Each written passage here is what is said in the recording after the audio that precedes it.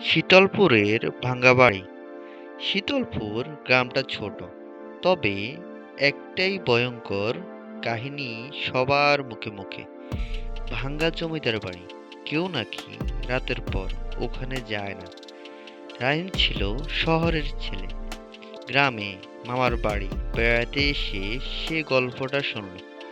বন্ধুদের বলল, এত ভয় পাওয়ার কি আছে? ভূত বলে কিছু নেই। আমি আজ রাতেই গিয়ে প্রমাণ করব। বন্ধুরা ভয় পেয়ে তাকে বারবার আটকাতে চাইল, কিন্তু রাহিমে একগুঁয়ে। রাতে হাতে টর্চ নিয়ে একাই বেরিয়ে গেল জমিদার বাড়ির দিকে। চাঁদের আলোয় ভাঙ্গা বাড়িটার রূপ ছিল অদ্ভুত। ছাদের অর্ধেক ভেঙে পড়া, জানালায় লতাপাতা জড়িয়ে আছে।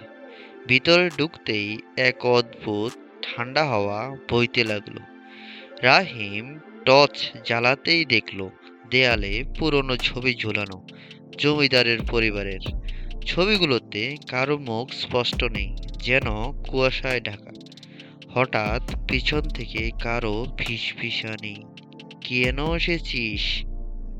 রাহিম পিছনে তাকালো, কেউ নেই। আবার সামনে ফিরতেই ছবি থেকে এক নারীর ছায়া বেরিয়ে আসছে। সাদা শাড়ি, লম্বা চুল, চোখ দুটো অস্বাভাবিক লালচে।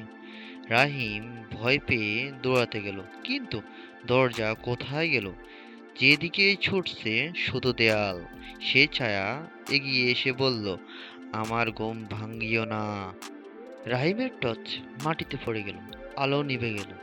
পরদিন সকালে গ্রামের লোকজন ভাঙ্গা বাড়ির সামনে রাহিমকে অচেতন অবস্থায় পেল। সে আর কখনো জমিদার বাড়ির কথা বলেনি, শুধু মাঝরাতে ঘুমের মধ্যে বারবার চিৎকার করত, ওরা এখনো ঘুমাচ্ছে, ঘুম ভাঙিও না।